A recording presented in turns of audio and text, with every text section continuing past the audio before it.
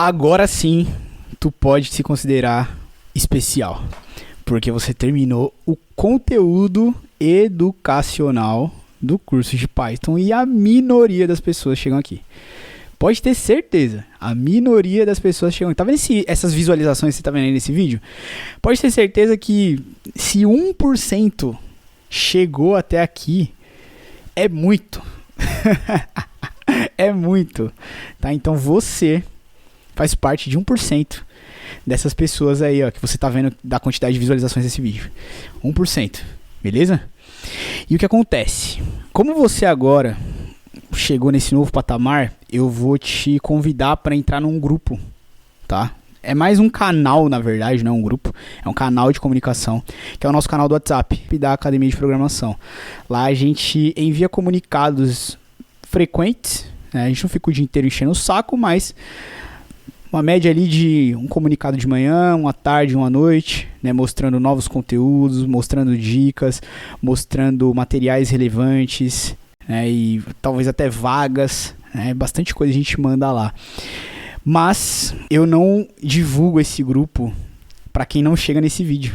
Então é a partir daqui que eu divulgo este grupo, tá? Então se você chegou até aqui, entenda que este grupo ele é silenciado, tá? Só eu e minha equipe da Academia de Programação que mandamos comunicados lá, que mandamos conteúdos lá, e você está convidado para fazer parte. Tá? Até as vagas que a gente manda lá, eu acredito que sejam interessantes. Você está no grupo para até ver os alertas de vagas, né? Que a gente fica varrendo a internet, encontrando vagas novas e a gente manda lá, tá bom? Então aqui, ó, fica a dica para você. Entra no grupo da Academia de Programação. Mesmo não sendo aluno da Academia de Programação, se você for aluno, provavelmente já até tá lá. Mas se você ainda não for aluno da Academia de Programação, também sem problema. Entra no grupo, porque a gente vai frequentemente mandar algumas vagas lá, tá? Esse grupo é secreto. Esse grupo é exclusivo para quem chegou aqui. Não é para você mandar para seus amigos. Você pode até mandar os links das aulas aqui para seus amigos programadores. Manda os links dos meus livros para eles. Manda os links da Academia de Programação para eles. Legal. Mas não manda o link do grupo, porque o grupo é exclusivo para quem chegou aqui. E você chegou aqui. Você percorreu toda a jornada até chegar aqui. Tá bom? Então o link tá aí na descrição do vídeo. O link tá... Na descrição do vídeo não. O link tá aí na tela. Na tela. Na descrição do vídeo não, porque é secreto, senão um monte de gente acessa. Então tá aqui pra você entrar lá no grupo do WhatsApp e fazer parte da minoria. Porque você já faz parte. Agora oficializa essa sua participação entrando no grupo que é exclusivo para quem chegou aqui. Beleza? E lá a gente vai mandar os comunicados diários, né? É silenciado, então não vai ficar aquela bagunça de grupo o dia inteiro, mas vira e mexe a gente vai mandar ali coisas relevantes para você e para sua jornada, tanto conteúdos quanto vagas. Fechou? Entra no link que tá aí na tela, ingressa no grupo e a partir de agora você vai desenvolver o seu projeto final. E eu só tenho a te dizer boa sorte. Boa sorte. Porque nós vamos desenvolver um projeto em Python puro. A gente não vai usar framework nenhum. Para você sentir a importância de ir para o nível 2. Eu quero te fazer passar por uma experiência aqui onde você sente as dores de não ser um desenvolvedor nível 2. Tá? Esse projeto aqui não é para você ostentar e falar, olha como eu sou desenvolvedor Python porque eu fiz essa aplicação. Não, pelo contrário. Essa aplicação aqui é só para você sentir as dores de não ser um desenvolvedor nível 2 de conhecimento. Um desenvolvedor que só conhece linguagem e biblioteca. Tá? Já é útil, já é legal, já te dá um poder surreal, já consegue fazer um monte de coisa com isso. Né? Inclusive, como eu mostro lá no meu livro Arte de Hackear o Tempo, ó, você já consegue, com o conhecimento que você tem aqui, criar até robôs que trabalham para você. Trabalham por você e para você. Né? Você pode desenvolver uma equipe de mini funcionários com automação só com o conhecimento que você tem aqui nesse curso de linguagem de programação e biblioteca. Show! Mas nesse projeto que a gente vai desenvolver agora, você vai sentir a dor de não ser um desenvolvedor nível 2 e você vai entender a importância, tá bom? Então vamos para a parte 1 do projeto, onde nós vamos desenvolver a interface gráfica, onde nós vamos desenvolver o front-endzinho, a telinha, e aí tu vai sentir, tá bom? Bora para o desenvolvimento do projeto. Parabéns por ter chegado até aqui, mas ainda não acabou.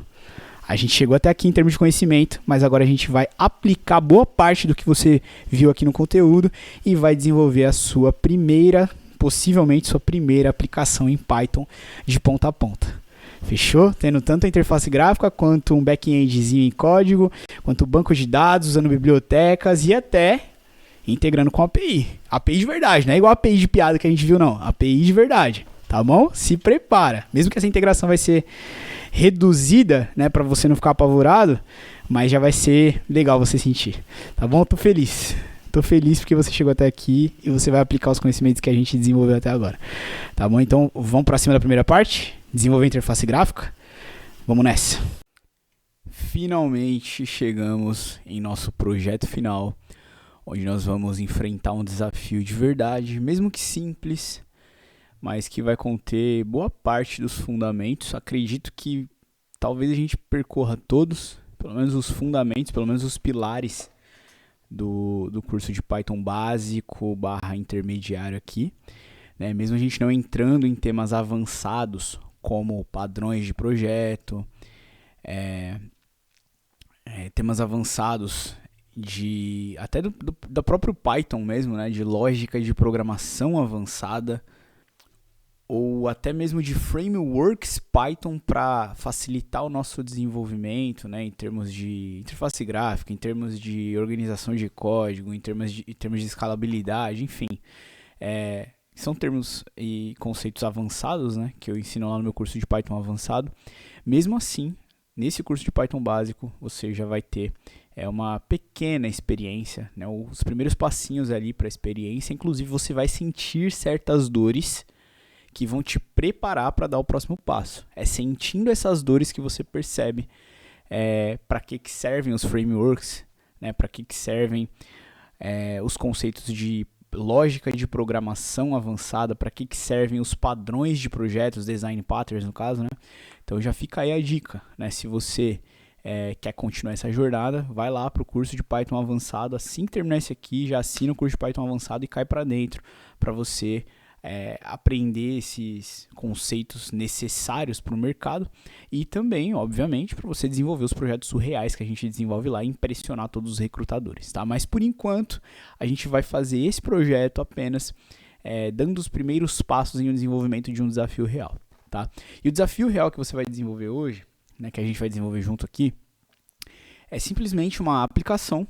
Nós vamos criar uma aplicaçãozinha com interface gráfica, que englobe pelo menos os conceitos de bibliotecas, de integração com API, de banco de dados, que tem um fluxo, de certa forma, um pouco mais avançado, que exija pelo menos a orientação a objetos, nem que a gente não crie com padrões de projetos, com design patterns, mas que a gente aplique a orientação a objetos, pelo menos de forma mínima, que dê problemas. Eu quero que esse projeto hoje nosso aqui dê muitos problemas, porque você vai aprender a debugar para encontrar a causa raiz do problema, né? Entender onde ele está, entender o porquê que ele está acontecendo e, como consequência, pensar em soluções, pensar em como resolver, né? Isso é uma das principais habilidades aí que eu preciso que você aprenda nesse curso de Python básico e intermediário.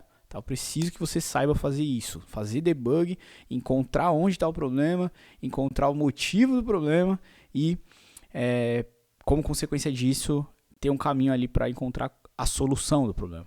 Então a gente vai tentar aplicar tudo isso, né? Geração de arquivos, inicialmente eu pensei na gente gerar, né, Excel e arquivos de texto, mas como a gente vai fazer integração básica com um banco de dados, a gente já tem um banco de dados, então não tem necessidade de usar planilha nem arquivo de texto, tá? Então a gente vai deixar essa parte só para as aulas mesmo lá, e se você quiser reforçar aquilo, volta lá para as aulas, para as aulas de tratar arquivo de texto e tratar planilhas, né? Porque assim você se aprofunda por lá ou pesquisa por fora, tá? Mas aqui no projeto final, acredito que não vai ser necessário a gente usar esse tipo de tratamento de arquivo. Porque a gente vai processar um tipo de arquivo que é mais complexo ainda, inclusive usando biblioteca, né, que é arquivo de vídeo, né? A ideia hoje aqui, na prática desse desafio, desse projetinho que a gente vai fazer, esse projeto final, é nós criarmos uma pequena linha de produção de vídeos, né? Nós vamos pegar um vídeo do YouTube, nós vamos baixar na nossa máquina, nós vamos cortar um trecho desse vídeo e nós vamos postar no YouTube. Ah, Felipe, então quer dizer que eu vou fazer um algoritmo que corta vídeo? Não, você não entendeu. Você vai fazer um algoritmo que baixa o vídeo, depois você vai fazer o algoritmo que corta o vídeo e depois você vai fazer o algoritmo que posta o vídeo. Ou seja, você vai fazer os 3, tá? Porque esse processo vai ser feito através de uma interface gráfica. Então, na telinha, nós vamos passar os parâmetros, nós vamos falar, ó, eu quero que pro meu código Python, né, eu vou falar, ó, código, eu quero que você pegue esse vídeo que está no YouTube, desse link, e eu quero que você corte ele e publique no meu canal. Beleza? Automaticamente, eu quero que você pegue, baixe esse link, corte e poste. Automaticamente. Você vai ver como a mágica de um conjunto de processos programados e automatizados facilita a nossa vida. Né? Conceito que essa altura do campeonato, se você já leu meu livro A Arte de Hackear o Tempo, você já entendeu essa filosofia. É óbvio que nesse projeto final, nós vamos fazer com o intuito de aplicar o que você conheceu e aprendeu nas aulas anteriores e não com o intuito de desenvolver uma solução, né, desenvolver uma aplicação parruda, né, robusta, mas a princípio já vai te ajudar a botar a mão na massa e passar por certos cenários aí. Né? Quem sabe nos próximos cursos, dos próximos frameworks, por exemplo, que eu vou te ensinar, dos próximos conceitos, a gente não usa esse mesmo modelo, tá? Mas também nada te impede, né? Nada te impede de pegar o projeto final e continuar desenvolvendo em cima dele. Né? Você tem que entender isso desde o começo. Né?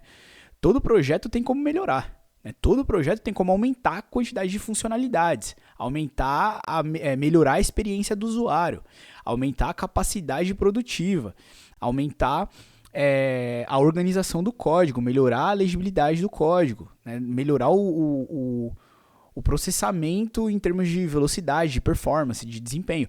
Todo projeto tem como melhorar. Tá? Então não adianta a gente querer no primeiro projeto que você vai desenvolver na sua vida, provavelmente, né, que é esse aqui, primeiro projeto real, não adianta a gente querer já desenvolver uma aplicação monstruosa, né? Vamos aos poucos. Vamos desenvolver uma paradinha que a gente chama de MVP no mercado. Não sei se você já ouviu falar.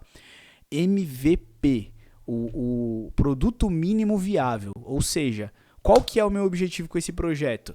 É ter um software que eu informe para ele um vídeo, ele baixe, corte e poste um cortezinho desse vídeo no meu canal. Ou seja, eu tenho um canal de cortes lá, de programação, por exemplo, né? E nesse canal de cortes eu quero postar cortes de diversos vídeos, só que eu não sei editar vídeo e nem quero aprender a editar vídeo. Não quero assinar um editor de vídeo pago. Não quero baixar manualmente o vídeo e depois colocar esse código dentro de um editor de vídeo, cortar manualmente, exportar e postar no YouTube manualmente, né? Sabe todo esse processo aí que eu acabei de falar? Que você demoraria, sei lá, uns 15 a 20 minutos para fazer um vídeo manual, com o Python vai fazer em 2 minutos. Né? Você vai ver como que a arte de hackear o tempo funciona na prática, como eu ensino lá no meu livro. Tá bom? E óbvio, né? Se você quiser futuramente adicionar edição nesse vídeo, né? Ao invés de só cortar, você corta, mas você adiciona uma legenda em cima, você adiciona um anúncio na frente do vídeo, né? Para vender algum produto que tem a ver com aquele assunto, ou para divulgar qualquer outra coisa, né? Você consegue criar animações dentro dele mesmo, né? Você consegue criar uma capa para esse vídeo, editando imagem a partir de um print tirado dele mesmo. Dá para você melhorar milhões de coisas dentro dele, tá? Só que hoje a ideia é a gente fazer o mínimo viável, tá? Então, inclusive, fique com essa dica. O produto mínimo viável, né, é algo que atinja o mesmo resultado, só que de forma reduzida. Cuidado, tá? Muita gente confunde o MVP, a ideia de MVP. Muita gente confunde fazer um mínimo produto viável com fazer uma parte do produto. É diferente. Fazer um mínimo produto viável ainda é fazer um produto.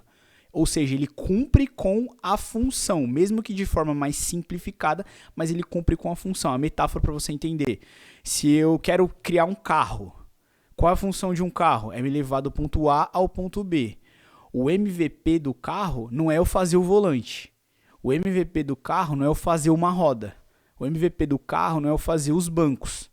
Entende? O MVP é eu fazer um carro muito mais simples do que um carro normal, ou um outro tipo de veículo que seja ali um caminho para chegar num carro, mas que ainda seja de forma muito mais simplificada. né? Eu poderia, por exemplo, se meu objetivo é ir do ponto A ao ponto B e eu estou achando que o carro é o melhor dos produtos para me locomover do ponto A ao ponto B, antes de fazer o carro, eu posso fazer, por exemplo, uma charrete. É muito mais fácil fazer uma charrete, uma carroça, e fazer com que ela me leve do ponto A ao ponto B, né? Uma charretezinha com um motor simples que me leve do ponto A ao ponto B. É muito mais fácil fazer, por exemplo, um quadriciclo, né? Então, dependendo da especificação, a ideia do MVP é, digamos que uma versão daquele produto, só que muito mais reduzida, porém que ainda atinja o mesmo objetivo, tá? Então a ideia hoje é exatamente isso, vai ser o primeiro MVP da sua vida provavelmente, se não for tudo bem, mas se for você vai entender isso, tá? Se não for, é até bom que você entenda como fazer um MVP, né? Porque nós vamos criar de forma bem reduzida uma telinha onde nós vamos passar os parâmetros mínimos, nós vamos mandar essa telinha chamar as funções que vão fazer a produção do conteúdo e postagem do conteúdo, né, desde o download até o corte e a publicação, né, e tudo isso vai ser feito com os conceitos que você aprendeu aqui. Então vai ter basicamente um pouco de estrutura de dados, variáveis, estrutura de decisão, estrutura de repetição, uso de biblioteca, integração com API. Inclusive, dessa vez a gente vai fazer integração com API que precisa de vários parâmetros. Precisa de token, precisa de autenticação, precisa de criação de conta, precisa de credencial, né? Diferente da API que a gente aprendeu aí na aula de como consumir API. Né? E para botar a cereja no bolo, a gente ainda faz um histórico dos vídeos que forem postados num banco de dados local nosso aqui pra gente puxar o histórico, né? Eu quero saber quando os vídeos foram postados, quais vídeos foram postados, quando, o link deles, né? E coisas do tipo. Beleza? Então eu espero que você esteja preparado para esse projeto e vamos tacar pau. A primeira coisa que nós vamos fazer é simplesmente fechar tudo isso aqui, ó. Que essa parte, primeiros passos, foi o primeiro projeto que nós desenvolvemos. Então acabou, né? Acabou os primeiros passos. Agora nós vamos pro desenvolvimento. Agora que nós aprendemos os primeiros passos, que nós passamos pelos primeiros passos, nós vamos desenvolver um novo projeto. Então, ó, new project, file new project, vai ser pure Python mesmo, tá? Não vai ser usando o Django, que é um framework tanto para front-end quanto para design patterns, padrões de projeto no caso, né? Para organização de código e criação de múltiplas classes com múltiplos métodos organizadinhos, não na mão igual a gente está fazendo na unha, né? Famoso código na unha. Mas eu quero que você crie aí um projeto de Python puro, né? E se você quiser um curso de Django ou de qualquer outro framework, já põe aí nos comentários, né? Solta aí o curso de Django, solta aí o curso de Flask. Provavelmente o próximo vai ser de Flask, que é o mais simples, mas talvez antes mesmo de ir para frameworks a gente vai passar por cursos de lógica de programação ainda, de organização de código, tá? De orientação a objeto, por exemplo, né? Que você aprendeu uma aula só de orientação a objeto, tem muito mais coisa para ver. E coisas do tipo, tá? Mas enfim, então esse projeto vai se chamar, eu vou chamar ele de produtor de vídeos, tá? Como é um projetinho, a gente vai chamar, vai abreviar, tá? Então a gente vai chamar ele de PDV1, beleza? PDV1, produtor de vídeos 1. Porque vai ser o primeiro projeto que a gente vai criar, talvez nos próximos projetos dos próximos frameworks, né, de Flask, de Django e os próximos conceitos que a gente for desenvolver, a gente vai desenvolvendo novas versões dele mesmo, né, e vai deixando mais robusto, deixando mais avançado, vai ser bem legal. Beleza? Então, PDV1, né, nós vamos usar o Python 3.10.11, que é a minha versão aqui, não sei qual é a sua. Não vamos criar um repositório Git, tá? Porque aqui nesse curso não vou te ensinar sobre Git, tá? Sobre como colocar projeto no Git, é lá dentro do curso de Python avançado, beleza? Mas você pode pesquisar por fora se você quiser. E não vou criar um script main, tá? Então deixa do jeito que tá aqui, a gente vai criar o projeto PDV1. Ele vai perguntar, você quer criar nessa mesma janela ou você quer abrir uma outra? Não, é nessa mesma, tá? Primeiros passos já foi encerrado, acabamos essa fase. Bora para a fase onde nós vamos desenvolver. Fechou? Então, PDV1 está sendo criado o nosso projetinho aqui de forma muito simples, como você fez na primeira aula, né? Na segunda, terceira aula, pelo comecinho do curso. Tá? Então, temos aqui nosso ambiente Python criado, nosso projeto criado, ambiente virtual feito, né? Tudo bonitinho. E eu quero começar criando, obviamente, a interface gráfica. Não obviamente, né? Mas eu acredito que para este formato de projeto que a gente vai fazer, um projeto simples, um MVP, começar com a interface gráfica é legal, né? Porque a gente começa criando o que o usuário vai ver, tá? Então, new Python file, eu vou chamar esse arquivo de tela, tá? Tela.py, beleza? Na aula que eu te ensinei a criar a interface gráfica, a gente só deu uma visãozinha geral. Hoje a gente vai aprofundar um pouco mais, tá? Mas entenda uma coisa. O que você aprendeu para criar interface gráfica foi utilizar uma biblioteca chamada Tkinter, que é uma biblioteca para criar interfaces gráficas com Python, que já vem ali no Python, que é simplesinha e tal. Essa biblioteca, ela não vai te atender no mercado, tá? Ela não vai te atender no mercado. Quando você for desenvolver projetos reais, projetos mais avançados, você vai precisar de um framework, tá? Então fica essa sacada. Hoje, como a gente está usando Python puro, nós temos algumas problemáticas. A primeira delas é a interface gráfica. Então, para criar uma interface gráfica com o Tkinter, a gente vai criar na unha aqui. Tem algumas formas de você facilitar a sua vida, tá? Tem geradores de interface gráfica online. Você pode ir lá e abrir um link, né? Joga no Google. Gerador de interface Tkinter. Vou até jogar aqui para te mostrar. O gerador de interface gráfica Tkinter. Olha que legal. Eu vou te mostrar aqui só um minutinho. Tô achando alguns aqui, ó. Você pode colocar gerador online. Ou até mesmo em inglês, né? Você pode colocar assim, ó. Tkinter Online Generator. Ó, joguei aqui pra você ver. Ó, tem esse site aqui, ó. visualtk.com. Ele mesmo você pode usar se quiser. Tá? A gente não vai usar aqui nesse projeto, tá? Só tô te dando um macete caso você queira utilizar. Então é mais fácil porque você simplesmente arrasta os itens, tá? Ó, radio button, campo de entrada, label, list box, campo de mensagem, enfim, tem os principais, né? Os principais componentes. E aí o que acontece? Montou sua interfacezinha aqui, ó, baseada nessa tabela de posicionamento, né? Montou bonitinha a sua tela, abre aqui essa aba, Python, tá? E já te mostra aqui tudo que foi feito para criar essa interface. E aí uma das provas de quão complexa é a criação de interfaces gráficas robustas, porque isso aqui é só uma tela com um monte de botão. Olha o tanto de código que já foi gerado. Ela nem formatação tem, ela não tem nem navegabilidade. Ela não tem múltiplas telas, não tem múltiplos fluxos de telas. Então essa é a primeira problemática de quando você está desenvolvendo em Python puro, que é o que você está fazendo agora porque você está começando. Tá? Você sente a necessidade de utilizar algo que facilite o seu desenvolvimento. Adivinha o que é esse algo que vai facilitar seu desenvolvimento? Frameworks. Tá? Então toda vez que você ouvir falar, qual framework Python, saiba que é uma estrutura de ambiente de desenvolvimento, digamos assim, de ferramentas de desenvolvimento que te trazem muita coisa pronta, né? Que te traz muitas coisas prontas para você simplesmente reutilizar e não precisar escrever do zero como a gente faz com Python puro. Tá? Então, por exemplo, com o mesmo esforço que a gente vai fazer programando em Python puro hoje, uma telinha muito simples, com alguns campinhos, com uma formatação mínima, só para não ficar cru, né?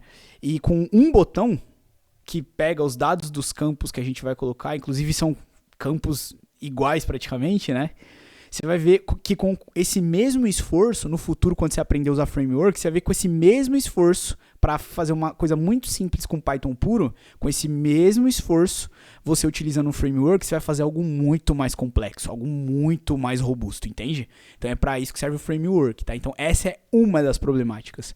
A interface gráfica, seus comportamentos, a navegabilidade, suas funcionalidades, elas vão ficar extremamente embaralhadas. Vai ser uma escrita muito longa de código, ó, como você pode ver aqui nesse Visual TK. A gente botou alguns botõezinhos na tela, não tem nada demais, nem utilizável é isso aqui. E olha o tanto de código que isso já gerou, né? Ó, quase 100 linhas de código, beleza? Então fica a dica, você pode sim usar isso daqui, depois você pega esse código, baixa ele ou copia ele e importa lá no seu Python, mas a gente não vai fazer isso hoje, tá? Isso aqui é só uma dica para você. O que a gente vai fazer hoje é fazer o código do front-end na mão mesmo, é fazer a nossa telinha na mão mesmo, que eu quero que você sinta aí a dor de desenvolver em Python puro, para você entender a importância de um framework lá na frente quando você aprender a utilizar frameworks, tá? Então, novamente, reforço. Quiser aprender de verdade mesmo, a desenvolver aplicações em Python, com frameworks, inclusive, primeira coisa que você pode fazer é comentar aí qual framework você quer aprender para eu produzir um curso gratuito aqui. Mas se você quer já desenvolver os projetos surreais nesses padrões, impressionantes e etc., né, que te tragam experiência, não só conhecimento, vai lá assinar meu curso de Python avançado. Beleza? Então vamos começar aqui, ó. Primeira coisa que eu já quero fazer. A gente vai trabalhar com a língua portuguesa. Eu já sei que pode dar erro. Você aprendeu isso aqui no curso, várias vezes aconteceu. Né? Se a gente vai desenvolver isso aqui em português, a primeira coisa que eu tenho que fazer é preparar o meu código Python para lidar com o UTF-8. Então eu vou adicionar aqui no nosso comentários em especial, encoding UTF-8, tá? Primeira coisa é colocar o tratamento para ele lidar com os caracteres especiais do nosso idioma, tá? Porque a gente sabe o que vai acontecer. Se eu vou desenvolver uma interface e eu vou usar uma biblioteca que é o tkinter, no caso hoje, né, enquanto você ainda não aprendeu a usar frameworks, é simples, import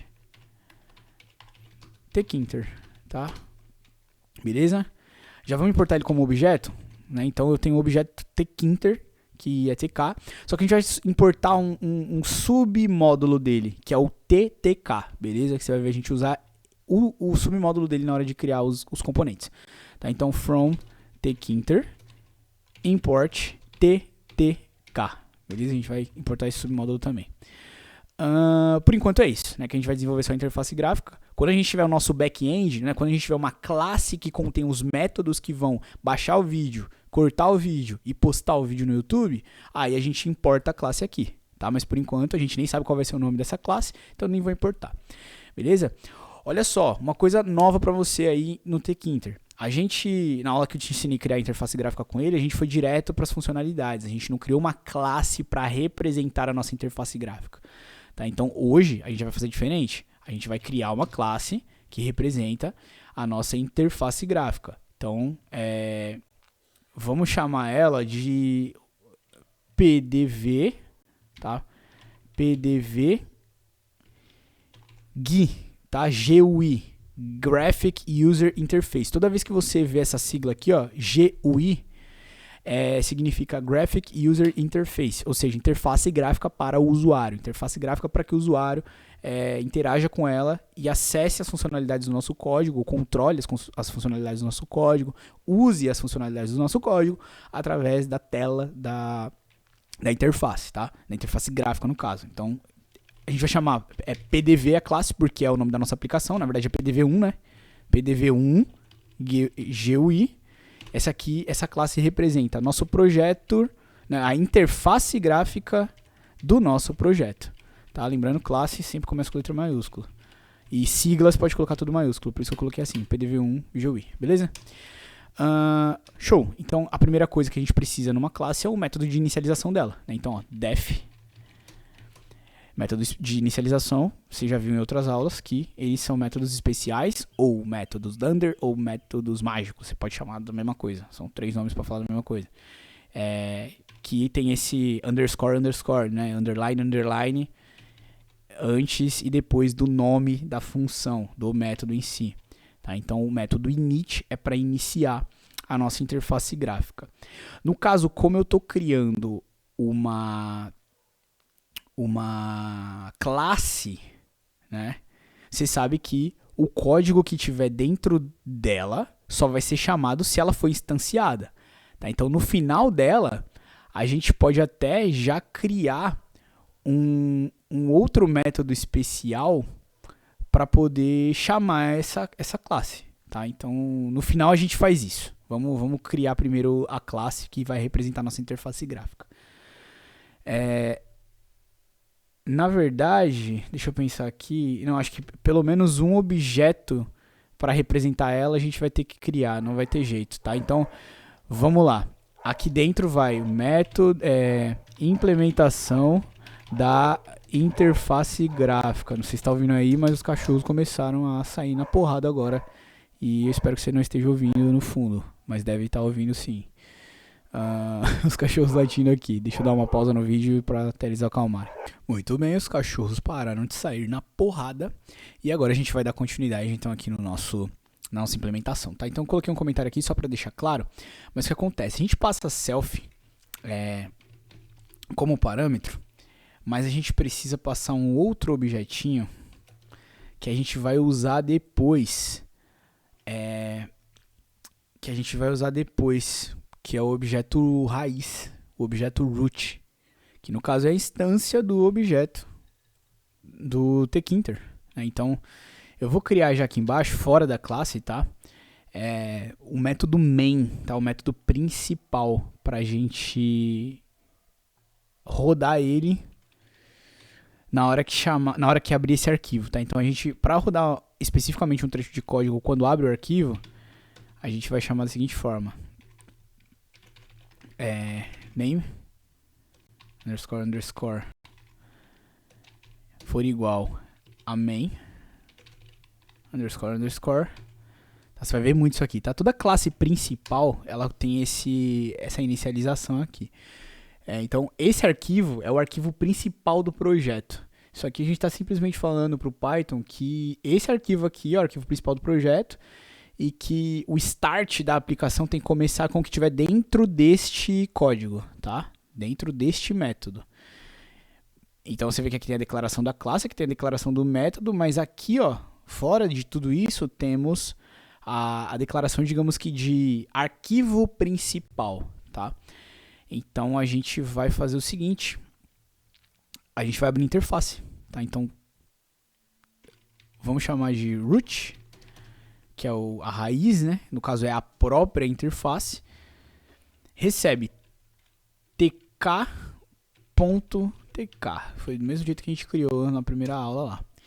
E aí a gente chama o método main loop, tá? Na aula que eu te ensinei, primeira aula não, né? Na primeira aula de interface gráfica, ou seja, na aula que eu te ensinei de interface gráfica, a gente fez isso, só que a gente fez sem um método principal, né? E como agora a gente está desenvolvendo uma aplicação de verdade, que a gente pode chamar assim, né? Uma aplicação de verdade,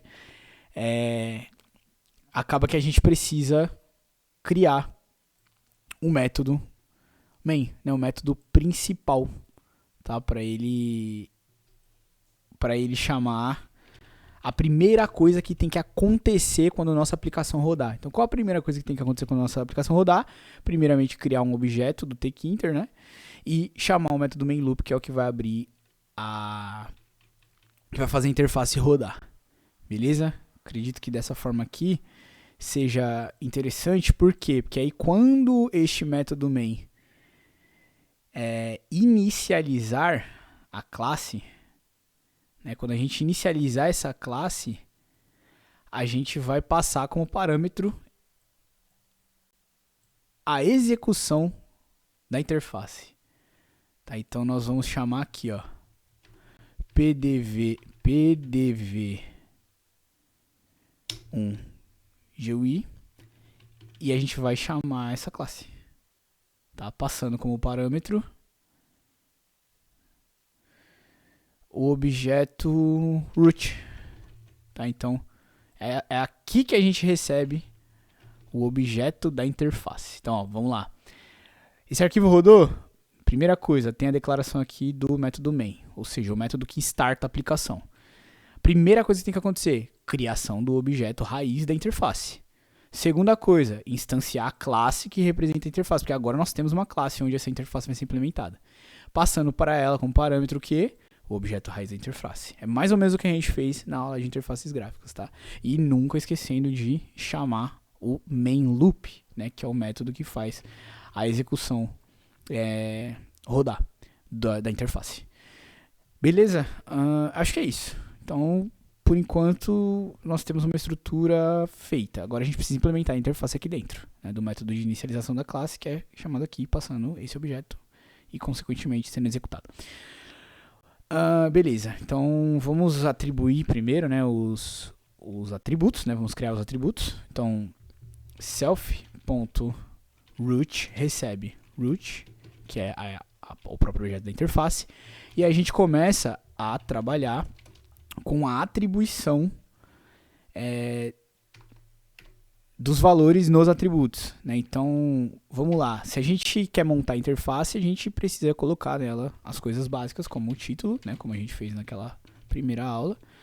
Então, vamos chamar de produtor de vídeos 1, beleza?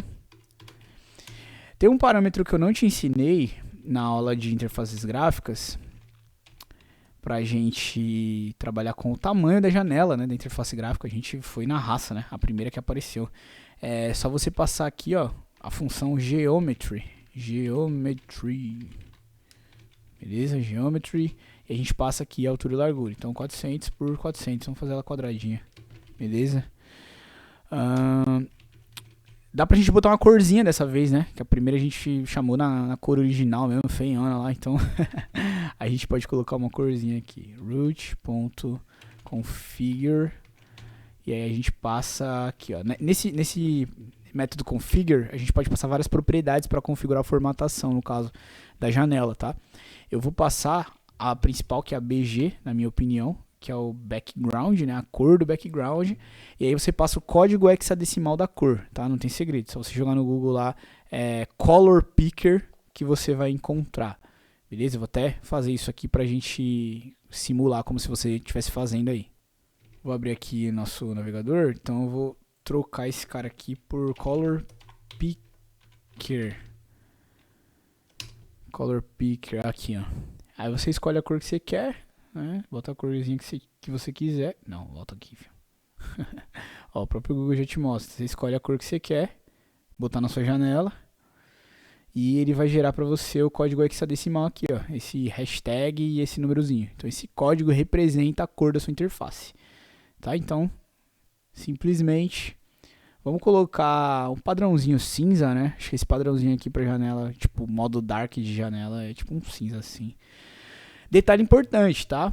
Lembra que eu te falei que a gente está desenvolvendo um MVP, um projeto Python puro, né? Essas coisas de você pensar em quais são os componentes da tela, de você pensar em quais são as cores da tela, isso daqui no mercado, quando você estiver trabalhando, você não vai precisar pensar em nada disso, tá? Se você tiver numa empresa que tem uma estrutura mínima ali para uma equipe de desenvolvimento, vai ter um UX, né? Uma pessoa que desenvolve os protótipos das telas e da navegabilidade, da usabilidade, e te entrega pronto, tá? Então você só verifica, valida o protótipo, né, que tem os desenhos ali das telas, os fluxos de navegação, para você pensar em como transcrever aquilo em código, para dar vida àquilo, beleza? Hoje a gente está pensando aqui porque é um projeto Python puro e tal, mínimo, então você tem que pensar em como você mesmo vai desenvolver, né? Mas no futuro você não vai precisar pensar nisso quando você estiver no mercado, a não ser que você entre numa empresa muito pequena, aí forte abraço, aí você vai ter que fazer tudo, vai ter que ser até o designer da parada. Beleza? Bora começar a colocar os elementos na tela, né? Então quais são os elementos? Já que a gente vai ter que pensar, né? Nesse projeto a gente vai ter que pensar. Bom, se eu quero baixar um vídeo do YouTube, eu preciso pegar o link desse vídeo, tá? Então, link do vídeo, eu preciso colocar esse elemento na minha tela, né, para pegar, para o usuário informar o link do vídeo. Se eu quero cortar esse vídeo, eu preciso que o usuário me informe o início e o fim, né? Início e fim. Só que esse início e fim, o usuário precisa me informar em tempo, né? Então, ele tem que me falar em hora, ó, início e fim em hora, minuto, segundo, porque ele pode querer fazer um corte de um vídeo que tem 1 hora ou de um vídeo que tem 2 minutos, né? Então ele tem que informar onde inicia, onde acaba, né? Eu quero que meu corte inicie na hora tal, minuto tal, segundo tal, e termine na hora tal, minuto tal, segundo tal. Eu vou até separar aqui, ó, início, primeiro vai ser um elemento, né, que a gente vai colocar na tela, e a gente vai fazer um outro aqui para fim, tá? Início, então vai ter um outro para fim. Beleza, então dessa forma aqui eu acredito que a gente já tenha uma estrutura mínima para pegar os dados, né? Que é o link do vídeo, que a gente vai baixar e cortar, e o tempo, né? De onde até onde a gente vai fazer esse corte. Show? Muito bem, então para baixar e cortar, acho que já temos as informações, mas está faltando uma parte das informações que a gente precisa para postar o corte, né? Porque a gente não quer só baixar e cortar e deixar no computador. A gente quer que o próprio código já poste lá no canal do YouTube automaticamente. Então, duas coisas mínimas que eu preciso para postar esse conteúdo, esse vídeo, esse corte que foi feito no canal do YouTube, que é o nome do conteúdo, nome do vídeo, né? Nome do corte e a descrição desse corte. A descrição nem precisaria, né? Mas já que a gente já vai pegar o nome, vamos pegar pelo menos a descrição ali, a descrição do corte. Beleza? Acho que é isso, tá? E por fim, obviamente, né, o botão que vai executar tudo isso. Então a gente vai criar um botão para para processar. Não, para vamos chamar esse botão de postar corte mesmo, tá? Porque o que acontece? A gente vai baixar, a gente vai cortar. Só que o objetivo final é publicar. Então, quando eu clicar assim, ó, em postar corte, óbvio que o ideal é que o botão não fale sobre uma função específica, que a gente vai ter só uma função que posta, né? A gente vai postar o vídeo que já foi baixado e obviamente cortado. Mas se a gente chamar esse botão de produzir corte, também não vai fazer sentido, porque produção é até a metade, né? Baixar e cortar e deixar na máquina. Isso o vídeo foi produzido. Então eu acredito que a gente pode criar um botão que já chama as duas coisas. Pronto, aqui ó. Produzir e postar corte. Produzir e postar corte. Beleza. Ok, então vamos implementar isso daqui. Comentários servem para isso também, tá? Quando você tiver que pensar numa lógica, sem pensar em como desenvolver essa lógica, você pode adicionar na estrutura de comentários dentro do seu código, beleza? Diferente de... você não precisa comentar código que você já fez, você pode comentar primeiro e usar como esboço, digamos assim, para você implementar, tipo uma listinha de coisas a fazer, beleza? Bora lá então? Bora implementar essa lógica? Então, beleza. Lembrando que isso aqui está tudo dentro da função init, tá? Tudo isso aqui são os campos que vão... Essa lógica que eu estou falando não é a lógica para fazer o processamento, mas sim para exibir os campos da interface. Lembrando aqui que a gente está programando a interface. Tá? Então, começando com o link deste vídeo, tá? A gente vai criar elementos atribuindo dentro de atributos também, tá? Vou colocando dentro de atributos. Então, nessa classe agora a gente vai criar aqui, ó, self.link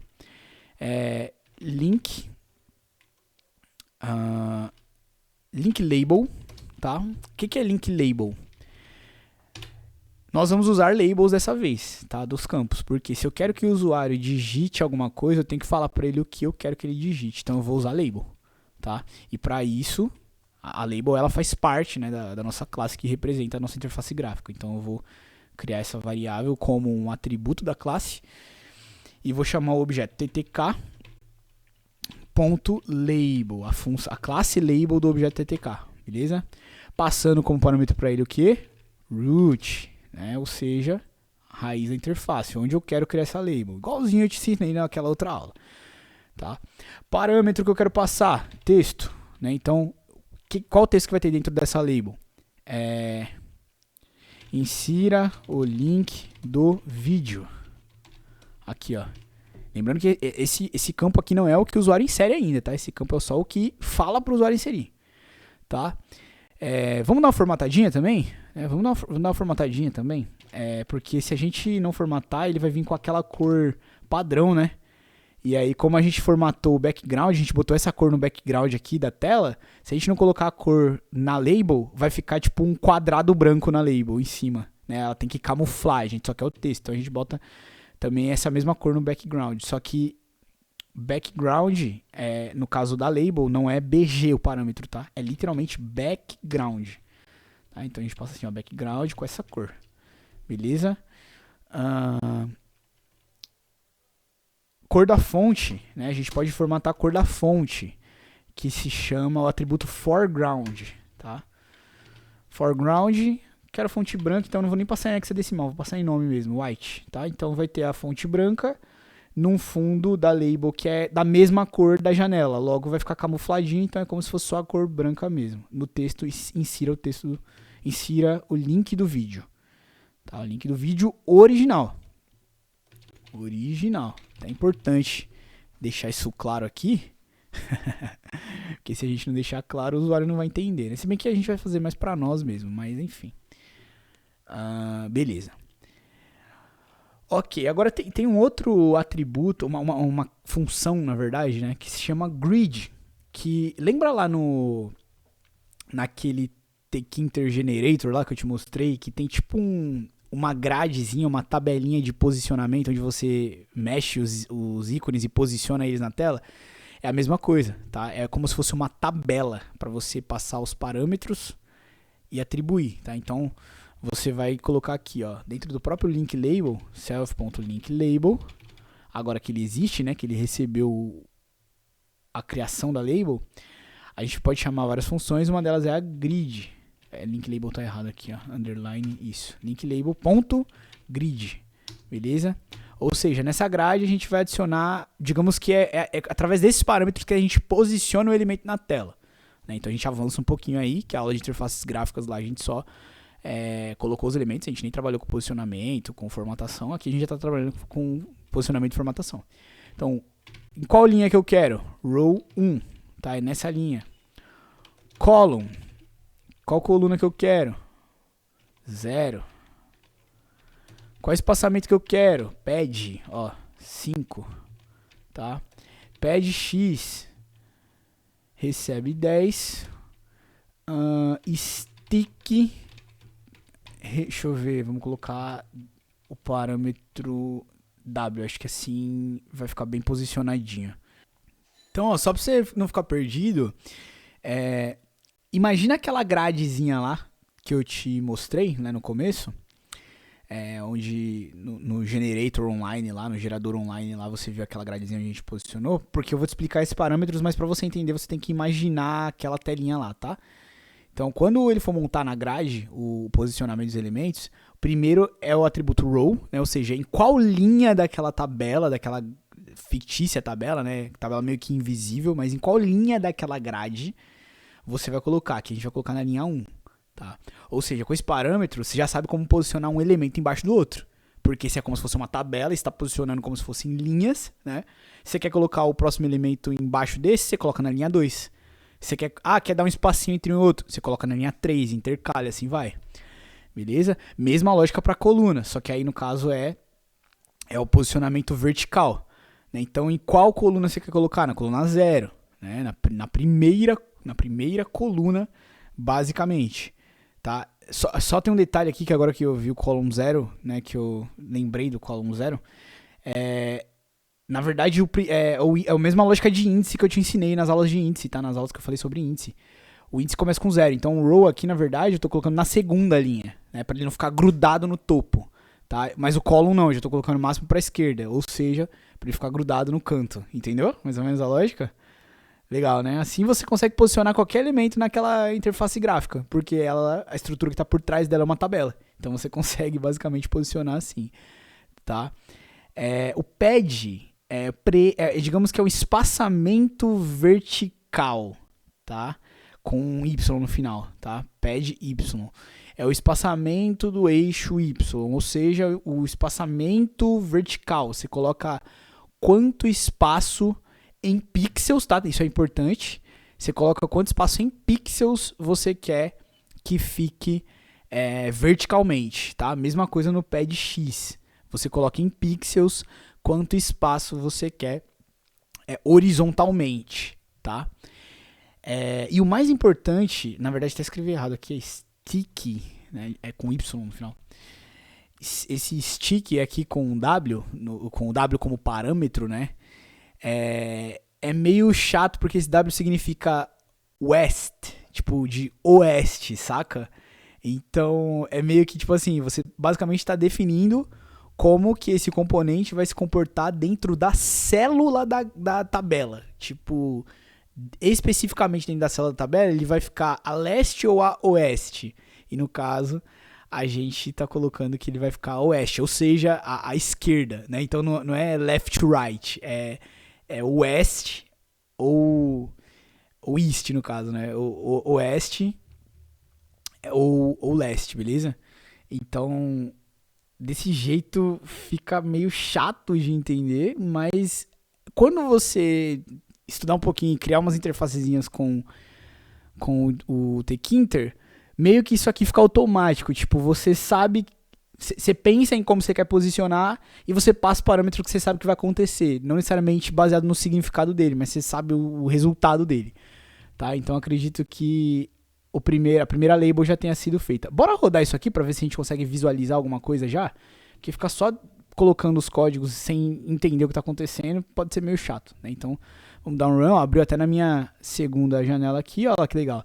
Então eu tenho um background cinza, eu tenho minha label, né? Diferente daquela nossa primeira interface que ficou no meio, né? Que ficou com a cor padrão da janela. Aqui a gente já tem uma formatação de cores e de posicionamento, né? Então você vê que ele está no cantinho aqui, porque eu vou colocar depois a caixinha de texto aqui para ele inserir. Legal? Então vai tomar forma, vai ficar mais agradável visualmente, né? É diferente da gente fazer a parada na unha sem formatação. Pelo menos aqui a gente tem uma formatação mínima. Lembrando, mesmo assim o Tkinter tá fazendo, digamos que o mínimo com o máximo de esforço, porque a gente está tendo que programar isso na mão. Se a gente estivesse usando um framework, as coisas seriam muito mais fáceis, tá? Mas para usar o framework de forma correta e de forma com conhecimento sólido, você precisa entender como as coisas são feitas na unha, porque o framework nada mais nada menos do que um conjunto de coisas que foram feitas na unha, só que empacotadas para você usar elas prontas, tá? Então é importante você entender isso aqui na unha, mesmo que você não vai desenvolver interfaces gráficas na unha, tá? Por isso que esse projeto aqui, por mais que vai ser muito esforço para fazer o mínimo, ele vai te dar uma base para depois você desenvolver a sua experiência usando os frameworks, principalmente lá dentro do meu curso de Python avançado, tá? Independente se você for fazer ele ou não. Você precisa entender isso aqui para você ter facilidade depois lá, para você entender lá. Tem gente que já começa a aprender desenvolvimento direto com o framework, aí depois não sabe o que está acontecendo por baixo dos panos, e aí quando dá um problema, consequentemente não sabe resolver. Ou quando muda alguma coisa, não sabe como adaptar. Ou quando, por exemplo, sai um framework novo, acha que tem que aprender uma tecnologia nova e fica aquela sensação de, eu vou começar do zero. Não vai. Se você sabe como funciona por baixo dos panos, você sabe muito bem que você só vai, digamos que, entender quais são os novos comandos que fazem as coisas que funcionam por baixo dos panos. Que você sabe quais são e no final das contas você só está facilitando o desenvolvimento disso aqui que a gente está fazendo na unha. Beleza? Então vem comigo, vem por essa linha, confia, tá? Confia. Não pula etapas, vamos passar pelo processo, fazendo na unha mesmo pra gente aprender o que acontece por baixo dos panos.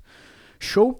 Legal, então agora que eu já fiz aqui, ó, o link do vídeo, já fiz a label, né, que informa pra gente como informar, digamos, na verdade a gente informa pro usuário o que ele tem que fazer. Bora criar um campo de entrada, tá? Então você sabe, né, mesma coisa, ó, self. Vamos ao mesmo parâmetro, link entry, tá? Porque se a gente tem a label do link, né, ó, link label do link, a gente tem o entry do link também, que é o campo de entrada, tá? Então ele recebe o quê? Objeto ttk.label, né? A gente passa como parâmetro root, né, do mesmo jeito que eu te ensinei na outra aula. Mesma coisa, passa qual é o text, se a gente quiser, tá? Se a gente quiser.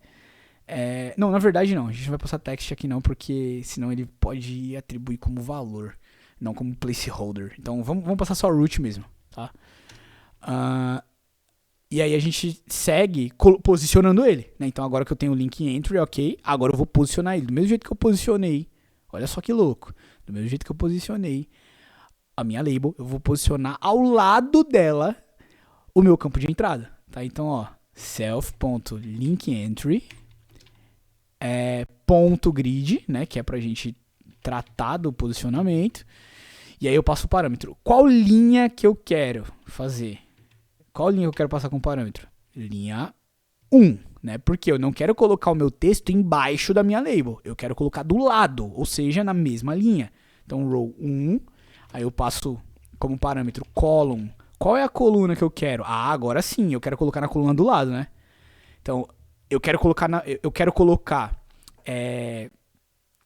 na mesma linha, porque eu quero que ele apareça do lado, mas eu não quero que ele fique por cima do elemento que eu já fiz ali, que é a label. Ou seja, eu quero colocar o meu texto do lado, né? Ou seja, o que é do lado?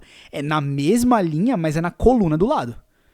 Se eu colocar na mesma linha e na mesma coluna, vai sobrepor. Se eu colocar na linha de baixo e na mesma coluna, vai ficar um embaixo do outro. Entende? Então, como eu quero colocar do lado, eu vou colocar na mesma linha, mas na coluna do lado. Então, column recebe 1. Beleza? Show. Vamos passar outros parâmetros aqui e eu já te explico eles individualmente, tá? Então, column span, que é um dos parâmetros também que é interessante a gente usar quando a gente vai posicionando do lado. Mesma coisa o pad Y, no caso, né? O pad e o pad X. Pad X. Pad Y e pad X. Recebe, deixa eu ver, 10 também, né? Pra ficar proporcional. Acho que desse jeito não vai ter problema não na hora da formatação. E o parâmetro stick também, mesmo esquema. Stick west. Beleza? Show. Deixa eu só ver como é que vai ficar posicionado para validar minha tese. Ficou bem posicionado, mas nós temos um problema com a largura do campo, né? Então deixa eu acertar isso e aí eu já te explico os parâmetros individualmente. Mas aparentemente nós temos os parâmetros certos. O ato falho aqui, ó. O ato falho. Eu criando um entry como uma label, né? Eu provavelmente na hora de digitar li o de cima aqui. Não é label, pô. É entry. Né? Obviamente, né? Se eu quero criar um campo de texto. Por isso que ficou minúsculo. Na verdade, não era que era um entry minúsculo. Na verdade, era que não era um entry, era uma label. Agora acho que vai funcionar. Deixa eu rodar. Muito bem. Agora tá ok. Beleza? Então aqui que a gente vai botar o link do vídeo. Tá? O link do vídeo a gente quer baixar. Olha como as coisas já vão tomando forma, né? Na interface gráfica. Diferente, né, do que a gente fez lá na aula de interfaces gráficas que a gente não formatou. A gente só criou os componentes, posicionou, deixou na raça ali e dali. Agora não, a gente já formatou, já botou cor, já botou um do lado do outro. Né? Vai tomando mais cara de formulário. Óbvio que isso aqui é uma telinha simples. Mesmo assim, né, uma telinha simples com umas labels, uns campos de entrada e vai ter um botão no final, tá? Então, basicamente esses são os parâmetros para você posicionar, beleza? Mas deixa eu te explicar antes da gente digitar, informar os próximos, programar os próximos parâmetros, próximos elementos da tela. Acho que a única diferença, esse aqui eu já te expliquei, né? Row, column, pad Y, pad X, stick, beleza. Acho que o único que você não sabe é o column span, né? Esse aqui é bem legal, tá? É importante você saber ele, tá? Você entender como ele funciona, porque isso aqui você vai usar sempre que você for criar uma interface gráfica. Tem campos, não sei se você percebeu, mas tem campos que eles não ocupam espaço de uma coluna só. Eles ocupam espaço de várias, dependendo do tamanho. Principalmente para deixar mais harmônico. Então o column span é um deles, né? Porque ó, você repara que se eu colocar column span 1, fica muito pequena. Fica muito pequena a nossa caixa de texto. Então a gente pode ocupar mais espaço, colocando column span 2 ou 1, né?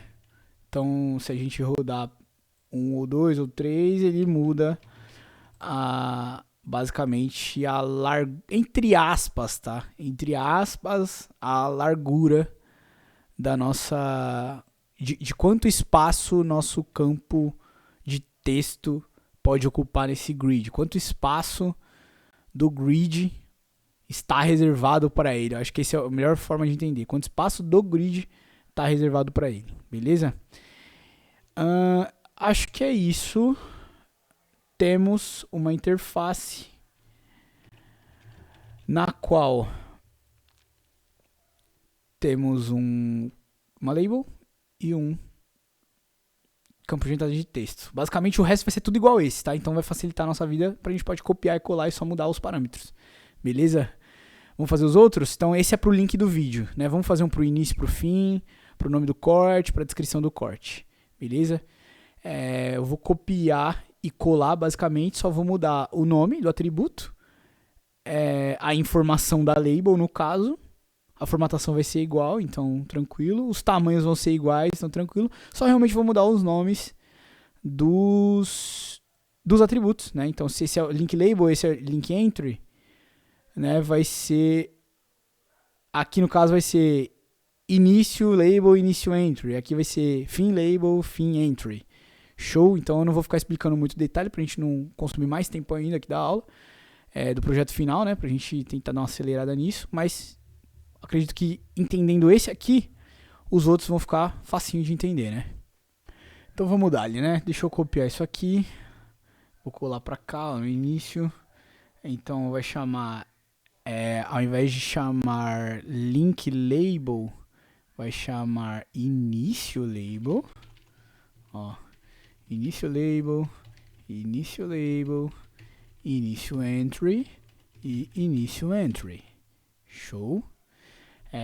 Aí aqui no conteúdo dela tá insira o link do vídeo original. No caso eu vou colocar assim, ó. Insira o início do corte. Eu vou até colocar essa mesma informação aqui, ó, hora, minuto, segundo. Eu sei que o usuário provavelmente vai digitar isso aqui errado. O ideal é que esse campo não fosse um texto aberto, e sim, tipo, pré-selecionado para ele só editar.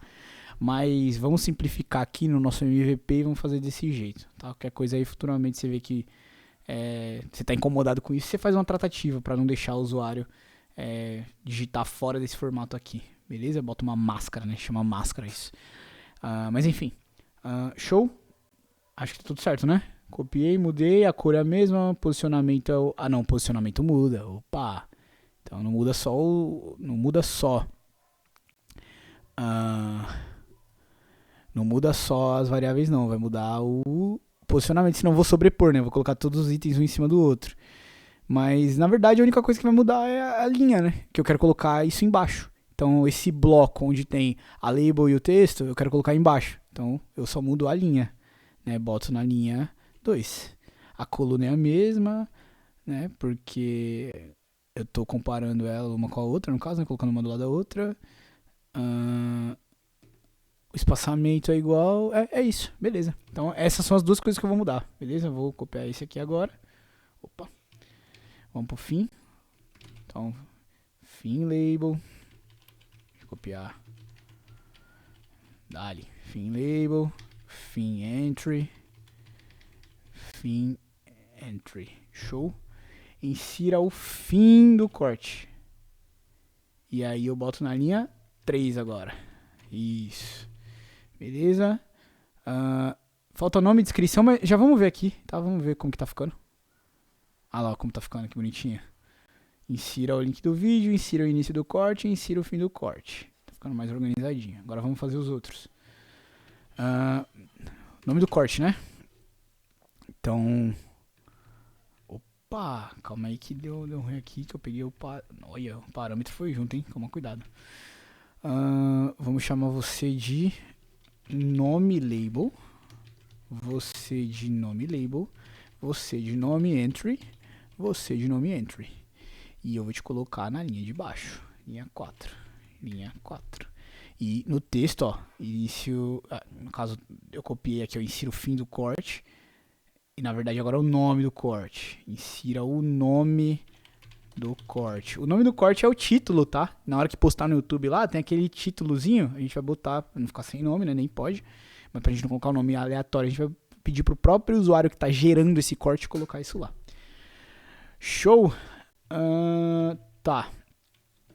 E pra fechar, vamos botar a descrição. Então, isso aqui vai chamar... será que eu vou abreviar? Não, vou abreviar não, pra não dar margem pra erro. Vamos colocar descrição mesmo. Descrição label. Descrição label. Descrição entry. E descrição entry. Tá? E siga o padrão de botar na linha de baixo. Então eu tenho minha... Deixa eu ver. 1, 2, 3, 4, 5. Tá. Tá, beleza. Beleza. Opa, botei 6 aqui. Aí, 5. Show, insira a descrição do corte. A descrição do corte. Legal? Bora executar. E dá-lhe. Insira o link do vídeo original aqui e vai colocar o vídeo que vai ser, o link do vídeo no YouTube que vai ser baixado. No início do corte, qual parte do vídeo que é para começar o corte? Fim do corte, qual parte do vídeo original que é para terminar o corte? Nome do corte, vai ser o título que vai aparecer na hora que postar no YouTube. E descrição do corte vai ser a descriçãozinha que vai aparecer na hora que postar no YouTube. Beleza? De forma muito simples, tá? De forma muito simples. Né? A gente tá programando uma interface gráfica na mão. Então não dá pra querer fazer mágica aqui.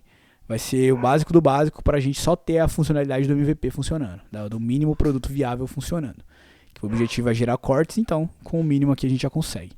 Mas na verdade, aqui a gente tem os campos que a gente precisa, mas como que a gente manda o back-end executar, pegar essas informações, né?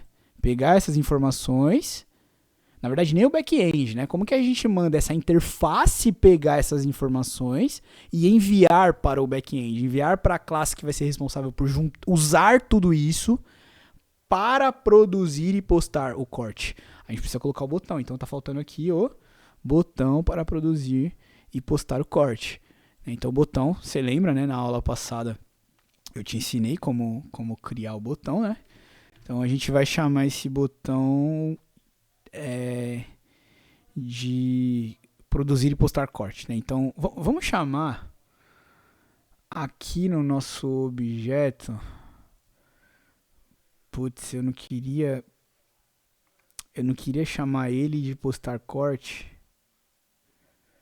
Mas vamos lá, self.produzir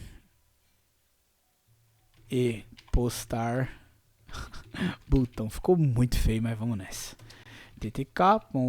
Qual que é a classe? Botão, obviamente, né? Button. Aí dentro dela eu passo com parâmetro root, mesma coisa, né? Em onde que eu quero colocar ele. Root, passo text, né? Então produzir e postar corte. Toma. E o command, né? Opa. Se esse botão vai fazer alguma coisa, a gente já vai criar uma funçãozinha. Então command. Ponto. Eu não criei a função ainda, que vai chamar o back-end, mas já vou declarar ela aqui no command, tá? Então, ó, self.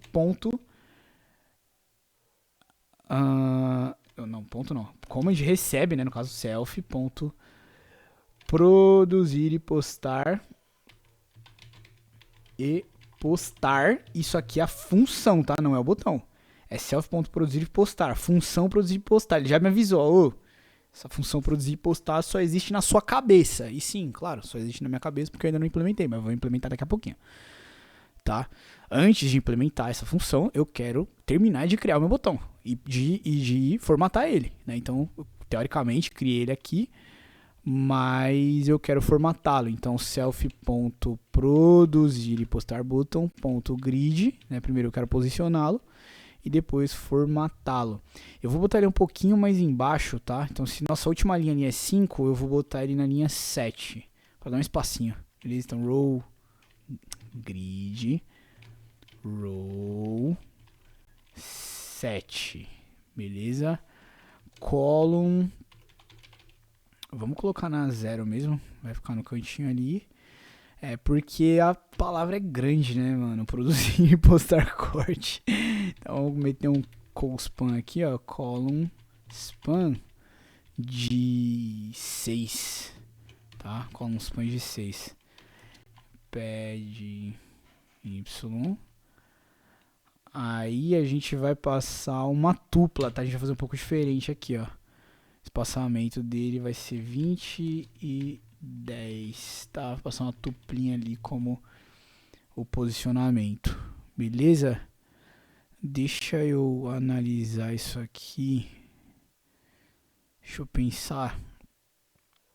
Ó, vamos lá. Eu tô pensando numa coisa aqui. Teoricamente, nossa interface tá pronta. Deixa eu executar aqui, mas eu já te falo o que eu tô pensando aqui com os meus botões, né? Você vê que conforme você vai pegando experiência, você vai já antecipando certos cenários durante o próprio desenvolvimento.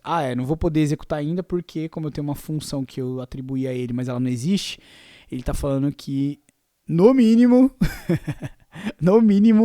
eu tenho que pelo menos declarar essa função aqui, né? Então, o que eu vou fazer? Aqui dentro da minha classe, ó, no mesmo nível da minha função init, eu vou criar a função que eu acabei de declarar ali, ó, produzir,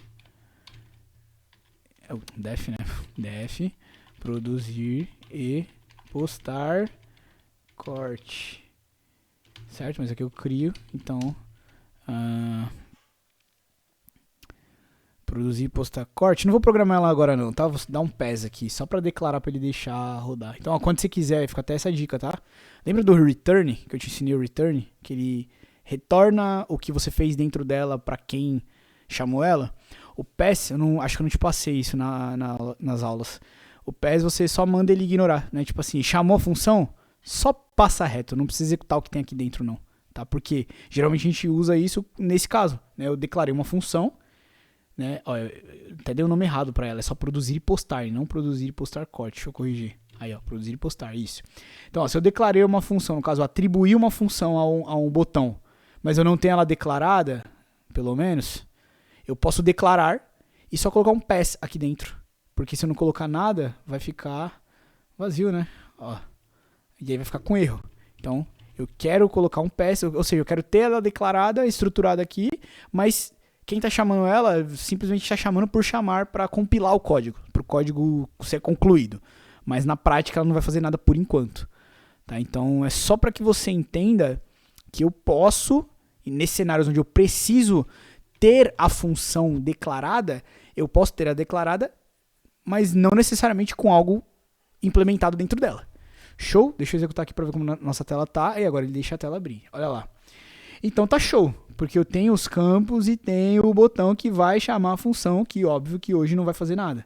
Eu tô clicando aqui, ele tá chamando ela, tá? Tá chamando esse cara aqui, mas não tá acontecendo nada. Tá chamando o método produzir e postar, mas não tá acontecendo absolutamente nada. Eu poderia, quero validar se realmente tá chamando.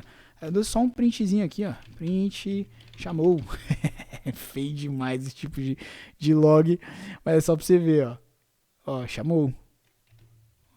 Ó, toda vez que eu clique, tá chamando. Então, só pra validar, né? Apaga, tá? Pra não deixar sujeira no código. Não recomendo que faça isso, mas se fizer, apaga. Beleza.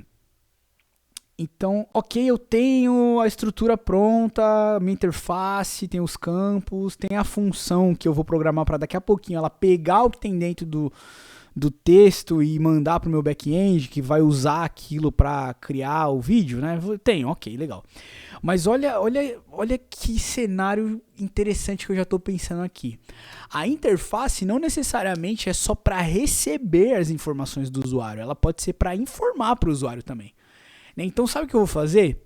Eu vou criar uma label aqui que a partir do momento que os vídeos estiverem sendo produzidos, que eles vão ser, o vídeo vai ser produzido por etapa, né? Primeiro vai baixar, depois vai cortar e depois vai postar. Ou seja, são 3 métodos. Eu posso ter erro no primeiro método, na hora de produzir. Na hora que eu chamar um produzir e postar, pode dar erro no download. Na hora que eu chamar o produzir e postar, pode dar certo o download, mas pode dar erro no corte. Na hora que eu chamar o produzir e postar, pode dar erro no download, pode dar certo o download, pode dar certo o corte, mas pode dar erro na hora de postar. Então o que eu faço para prever, não para prever, mas para deixar uma experiência mais amigável para o usuário, eu vou criar uma labelzinha informando ele aqui, ó. Então enquanto esses métodos estiverem sendo executados, nós vamos atualizar essa label. Lembra que a gente fez isso com o clique? Quando a gente clicou, mudou a label? Aqui vai ser a mesma coisa, só que ao invés de ser com o clique, vai ser conforme as funções são executadas. Então, quando a função download for executada, a gente vai colocar nessa label, fazendo o download. Terminou, chamou a função de corte, aí a gente vai colocar nessa label, cortando o vídeo.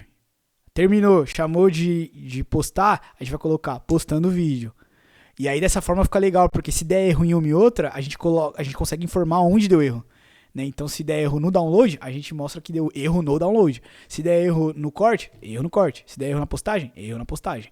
Então a gente vai criar uma label para, digamos que o nosso usuário ter um feedback do que está acontecendo em tempo real, e se quebrar, ele sabe onde aconteceu. Né? Se der erro, por exemplo, no download, ele sabe que ele pode ter colocado o link errado. Se der erro no corte, ele sabe que ele pode, por exemplo, ter informado o tempo errado.